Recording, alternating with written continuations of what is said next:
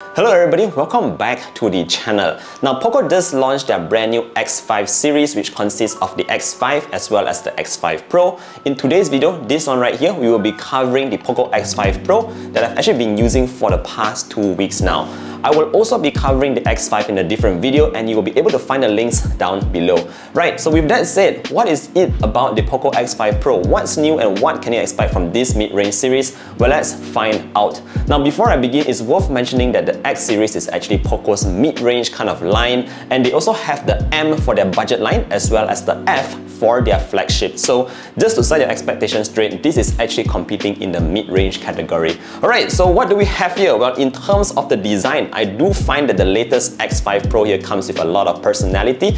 I'm very happy to see that POCO is back with this full out yellow kind of back panel here, which I think looks great by the way. Other than that, what I really like here is that we have this sort of like frosted glass matte panel at the back, and that is awesome because we do not have any fingerprint stain at the back here, and it's just very smooth to touch, and overall it just feels great. Now another thing that I noticed, a very slight detail on this device here, is that we do have a yellow colored power button, and I think that's awesome. Again, those little nice touches here and there really makes the personality of the phone shine. And last but not least, what I also love here is that we do have this black out frame, which again looks very sleek, and on the top you might notice something, the headphone jack is still there. So that's just in terms of the design. Overall, I mean, I don't want to stress too much about this, but it is either you like it or hate it. Me personally, I'm a fan of this POCO X5 Pro and it just looks great in my opinion. Alright, so what kind of improvements are we seeing to the X5 Pro compared to last gen's X4 Pro? Well, in a nutshell, we are seeing the biggest upgrade, and that is in terms of the processor. Previously, it uses the Snapdragon 695, which is now being used on the POCO X5 by the way.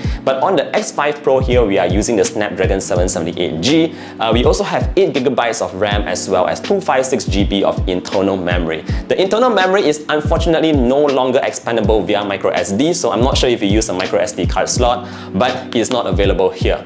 Anyway, in terms of the performance, the Snapdragon 778G is actually a proven processor. It's not a new processor by any means. It has been out for almost, I think, more than a year by now. But it's actually still a very solid processor that you can find in any mid-range phone today. And one of my favorite phones that's actually using this particular processor is actually the Nothing Phone 1. And the performance there is just very snappy. In fact, if you like to play games, so Mobile Legends and Genshin Impact also run fairly smoothly on the POCO X5 Pro. Now, what else can we talk about the POCO X5 Pro? Where we do have a couple of sensors at the back. It is a triple camera setup that is being led by a 108MP main sensor, an 8MP ultra wide, and a 2MP macro lens.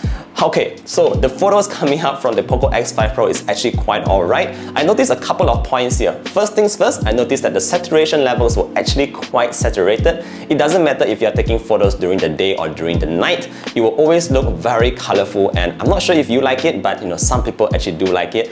I put the photos side by side with the Nothing Phone 1 and I noticed again the colors were way more saturated than what I was seeing with my own eyes. The second point that I can point out here is in terms of the white balance. The white balance on the POCO X5 Pro is actually good. What I mean by that is that, let's say I'm taking a picture of a cloudy scenario. I noticed that the grays, the blues is actually more accurate on the POCO X5 Pro than the Nothing Phone 1. So good job there in terms of the white balance. Now the third thing that I noticed here is that with that 108MP sensor, some phones, they use these kind of large numbers just to be a marketing gimmick. But in this case, I put it side by side with the 50MP of the Nothing Phone 1, and obviously when I zoomed in, I was able to see more details with the POCO X5 Pro. So that is actually a very good thing about the camera of the POCO X5 Pro. Just to sum up my experience with the camera here, I would say that the experience has been rather pleasant. The only downside is that it is a little bit too saturated, but other than that, white balance is great, a lot of details, and you can actually rely on it at night as well to take some beautiful shots. Alright, so what else do we have here? If you flip the device to the front, this is where you will see that we have that 6.67-inch 1080p AMOLED display that refreshes at 120Hz. Again, the AMOLED panel on this device here is sort of a mid-range kind of AMOLED panels. That means that colors look alright. We have proper blacks. I wouldn't say that it's like flagship level, like super crystal clear deep blacks and all that, but it's a good AMOLED panel for the price that it's asking for. Other than that, like I said, the refresh rate is 120Hz. That means everything is going to be buttery smooth. Now, one thing that I did not really like about the POCO X5 Pro is actually that fingerprint scanner on the right. I noticed that at certain times it was not very responsive. I had to put my finger on it a couple of times, and the fact that I've registered this same finger twice on this phone and yet it still misses is something that boggles my mind. So not too keen about that fingerprint scanner. It would have been better if there was an in-display fingerprint scanner, but this is what we get.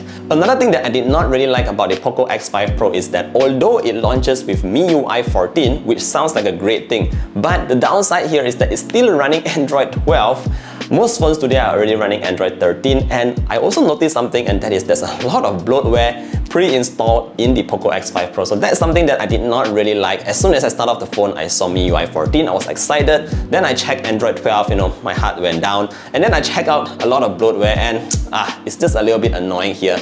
With the POCO X5 Pro. I hope and wish that they would do something about this in their next device. Alright, so last but not least, in terms of battery life, we do have a 5000 mAh battery, pretty standard these days. And of course, you also have that 60-watt fast charge, which again is also pretty standard these days. Alright, so my conclusions here of the POCO X5 Pro. Who is this device really for? Well, I would say that if you are in the market today looking for a brand new mid-range smartphone, you should definitely check out the POCO X5 Pro. With its Snapdragon 778, it's way better than the POCO X4 Pro from before. And other than that, if you are also looking for a mid-range phone, you should definitely check out the pricing of this device first, because if it follows the pricing of the X4 Pro from before, the price is actually very close to the Nothing Phone 1, which is actually a very strong device as well. With that said, that pretty much sums up my quick review of the POCO X5 Pro. If you have any further questions, feel free to leave a comment down below. Thank you for watching today's video all the way to the end, and I look forward to seeing you in the next one. Stay safe everybody. Bye!